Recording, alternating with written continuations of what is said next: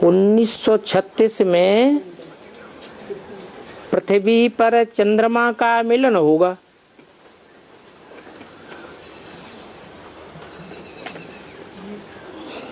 ये क्या बात है? इसका क्या मतलब है?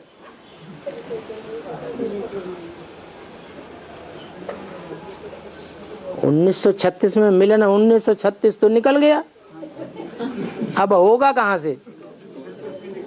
है? है? क्या 2036 2 अगस्त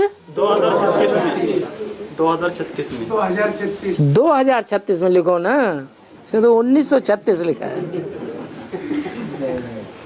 2036 में जो उपग्रह कहा जाता है, पृथ्वी है ग्रह और चंद्रमा है उपग्रह, इसीलिए कहा जाता है वो ग्रह का टुकड़ा है।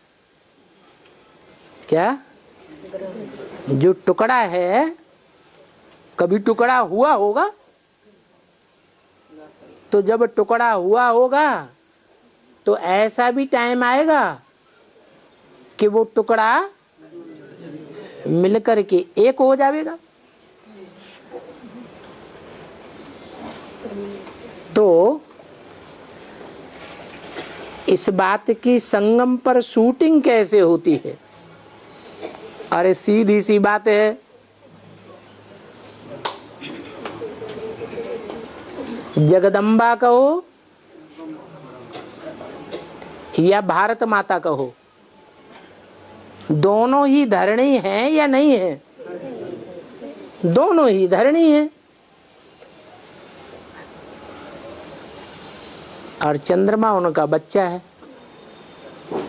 क्या है? बच्चा है।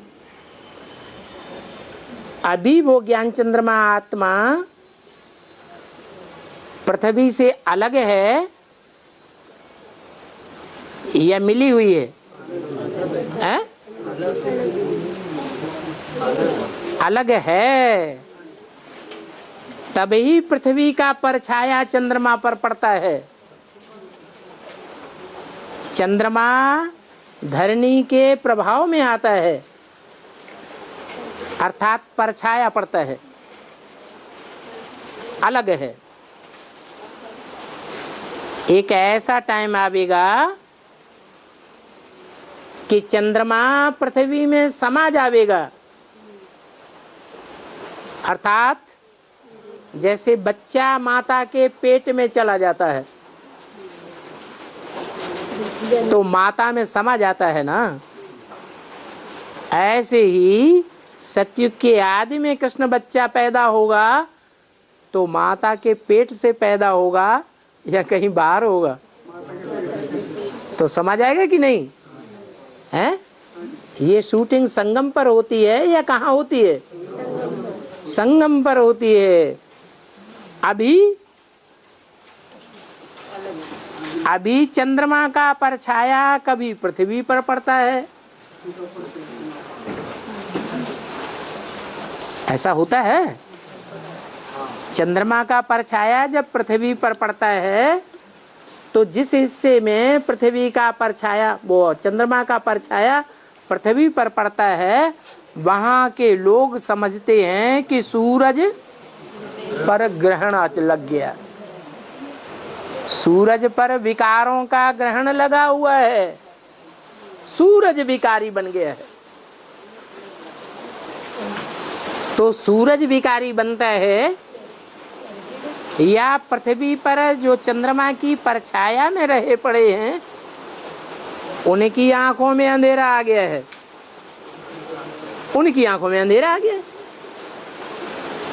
जब चंद्रमा अर्थात ब्रह्मा बाबा पृथ्वी में समा जाएगा, धरणी की बुद्धि के समान हो जाएगा, तो फिर ऐसा नहीं होगा। तो 2036 में धरणी पर चंद्रमा का मिलन हो जाएगा अभी मिला हुआ नहीं है। अभी क्या है? हैं? अभी पृथ्वी रूपी धरणी के पेट में समाया हुआ है या धरणी को प्रभावित करता है? धरणी को प्रभावित करता है।